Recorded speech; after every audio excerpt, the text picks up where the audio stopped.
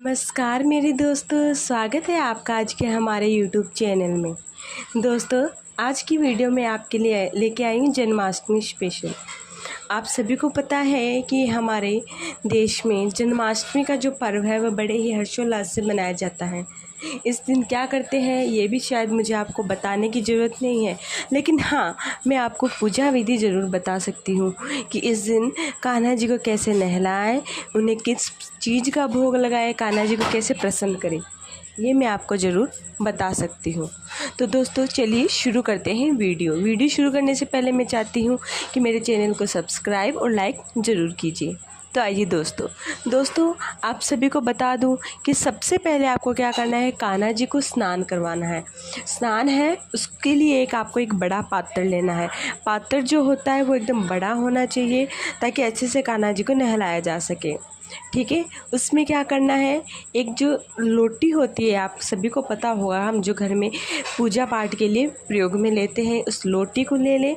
उस लोटी के अंदर थोड़ी सी 2 बूंद गंगा जल की डालें। फिर पहले जो आपको जो जल है वह कान्हा जी को बिठा के आराम से, फिर उस जल को सबसे पहले आपको कान्हा जी के चरणों में डालना है, उसके बाद कान्हा जी के हाथों में, फिर उसके बाद कान्हा जी के सर पर। इस तरह कान्हा जी को जल से नहलाएं।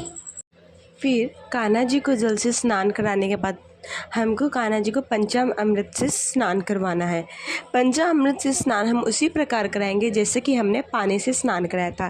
पहले कान्हा जी के चरणों पर, फिर कान्हा जी के हाथों पर, फिर कान्हा जी के सिर पर। ठीक है, तो दोस्तों उसके पश्चात स्नान कराने के बाद उसके वापस बाद में फिर से आपको पानी से स्नान करवाना है। फिर से आप पानी से जब स्नान करा रहे हो तो एक ही धारा में कान्हा जी को नहलाना है। और नहलाते समय आप जो कान्हा जी को जब नहला रहे हो तो उसमें एक मंत्र बोलना है आपको। मंत्र 2-3 होते हैं, जैसे आपको पता है, ओम भगवते वासुदेवाय नमः, ओम भगवते नमः, ओम भगवते नमः। तो ये मंत्र का आप जाप जरूर करें जब कान्हा जी को आप नहला रहे हो। कान्हा जी को जो नहलाने के बाद आपको एक सॉफ्ट तौलिए से आपको कान्हा जी को शरीर को जो है वो पोंछना है। फिर उसके बाद कान्हा जी को एक अच्छी नई पोशाक पहनाए, वस्त्र पहनाकर कान्हा जी को सिंहासन पर बैठाए। सिंहासन वो ऑब्वियसली आपका जन्माष्टमी के दिन सजा हुआ होगा। और फिर सिंहासन पर बिठाने के बाद आपको क्या करना है, कान्हा जी का श्रृंगार करना है। श्रृंगार जैसे कि आप कान्हा जी के केस लगाइए, उनकी काजल डालिए, बिंदी लगाइए और जो मुकुट है वो लगाइए। जो भी आपके पास श्रृंगार का जितना भी सामान है वो आप कान्हा जी को पहना दीजिए। उसके बाद आपको क्या करना है, कान्हा जी को सिंहासन पर बिठाने के बाद आपको चारों तरफ सजावट तो की होगी आपने। उसके बाद आपको क्या करना है, कान्हा जी को पुष्प चढ़ाना है। पुष्प आप कोई भी अच्छे से पुष्प चढ़ा सकते हो, लेकिन हाँ दोस्तों, कमल का फूल ज़रूर चढ़ाइए। कान्हा जी को कमल का फूल बहुत पसंद है। और गुलाब का फूल भी आप चढ़ा सकते हो, गुलाब की पत्तियाँ और कनेर का पुष्प, जो भी आपको पुष्प मिले वो कान्हा जी को आप ज़रूर चढ़ाइए। सबसे ज़रूरी जो चीज़ है कान्हा जी को वो है कि आप कान्हा जी को तुलसी ज़रूर चढ़ाएं। तुलसी अगर आप कान्हा जी को अर्पित करते हो उससे कान्हा जी बहुत ही प्रसन्न होते हैं। कान्हा जी को तुलसी बहुत पसंद होती है। और कान्हा जी को तुलसी जब आप अर्पित करें तो वो ऐसे नहीं कि आप एक ही तुलसी कान्हा जी को अर्पित कर रहे हो। कान्हा जी को आप 108 तुलसी अर्पित करें।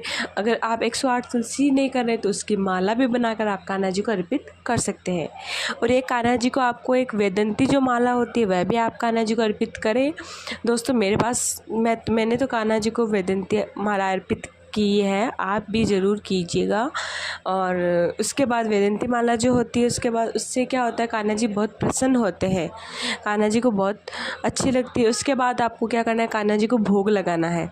जैसे कि आपने कान्हा जी को सजा दिया, फ्लावर चढ़ा दिए उनको, अब आती है भोग की बारी। भोग में आप सबसे पहले 5 फल जो होते हैं वह ज़रूर लें। कान्हा जी को 5 फल ज़रूर चढ़ाए। और अगर आपके पास अधिक है तो आप जितने हैं आप उतने चढ़ाइए। कान्हा जी को पंजीरी का भोग लगाए। सबसे ज़रूरी जो भोग है कान्हा जी को वो है माखन मिश्री का। कान्हा जी को माखन मिश्री बहुत पसंद है, तो आप कान्हा जी को माखन मिश्री का भोग लगाए। माखन मिश्री का भोग लगाने के बाद आप पंजीरी का लगाए, कुछ चॉकलेट है वो भी चढ़ा दीजिए। जो मिठाई है, जो घर में आपने हलवा बनाया है वह भी कान्हा जी को आप ज़रूर चढ़ाए। कान्हा जी को हलवा चढ़वाने के बाद आपको क्या करना है, कान्हा जी को उनके कान्हा जी को जब आप भोग लगा रहे हो तो कान्हा जी के आगे जो चम्मच होती है उससे ज़रूर आप वो जो पंचामृत है वो भी आपको कान्हा जी को चढ़ाना है। उससे सिर्फ नहलाने में थोड़ा सा आप कान्हा जी के पास में रख दें, ठीक है।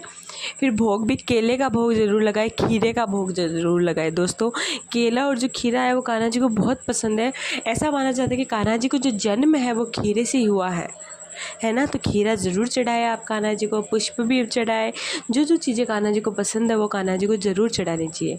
दोस्तों, इतना भोग लगाने के बाद कान्हा जी के दीपक जो कान्हा जी के आगे वो दीपक जलाए और धूप भी जलाए। फिर कान्हा जी की आरती करें। आरती विधि अनुसार गाएं, अच्छी सी आरती एक राग में, या फिर आप फ़ोन में भी चला सकते हैं, लेकिन आपका जो उस मन है वह कान्हा जी की पूजा पाठ में ही रहना चाहिए। ऐसे कान्हा जी की जो व्रत की जो विधि है वो ऐसे जो सही नहीं मानी जाती। फिर कान्हा जी की ये सारी पूजा विधि करने के बाद आपको क्या करना है, कान्हा जी को झूले में बिठाना है। आप पहले भी कान्हा जी को झूले में बिठा सकते हैं, लेकिन अगर आप ये सब अच्छे सिंहासन पर जब हम बैठ के कान्हा जी के भोग लगाते हैं अच्छे से लग जाता है। उसके बाद आपको कान्हा जी को झूले पे बिठाना है। कान्हा जी को झूले पे बिठाने के बाद आप क्या करें, झूला है वो सजा हुआ होना चाहिए, और कान्हा जी को झूले पे बिठाने के बाद आप कान्हा जी को झूला ज़रूर झुलाएं। क्योंकि जब अगर आप कान्हा जी को जैसे झूला झुलाते हैं तो कान्हा जी क्या करते हैं, प्रसन्न होते हैं उससे, कान्हा जी को झूला झुलाने से। इससे कान्हा जी आपको जब तक आप की पूरे ज़िंदगी भर कान्हा जी आपकी हर ख्वाहिशों को पूरा करेंगे, आपको प्रसन्न रखेंगे, आपकी हर इच्छा पूरी करेंगे। कान्हा जी को झूला ज़रूर झुलाएं। इसके बाद कान्हा जी के आगे अपना मस्तक है वो झुकाए, कान्हा जी से माफ़ी मांगिए अगर आपसे कोई भूल चूक हुई है। उसके बाद कान्हा जी को आप मन ही मन याद करें। कान्हा जी के ऐसे शुभ कामना के लिए करें, जैसे एक छोटे बच्चे की जिस प्रकार हम कामना करते हैं उसी प्रकार आप कान्हा जी के आगे करें। तो दोस्तों, बस इतनी ही विधि है, फिर आप अपना व्रत खोल सकते हैं। उसके बाद कान्हा जी की पूजा करने के बाद आप अपना व्रत खोलें और कान्हा जी को झूले में ही बैठा रहने दें। फिर व्रत खोल के आप खा सकते हैं, लेकिन व्रत कान्हा जी के सारी पूजा विधि करने के बाद ही खोलें। तो दोस्तों, मैं आशा करती हूँ कि आपको ये वीडियो ज़रूर पसंद आई होगी। धन्यवाद। चैनल को सब्सक्राइब ज़रूर कीजिए ऐसे ही और अच्छी वीडियो देखने के लिए।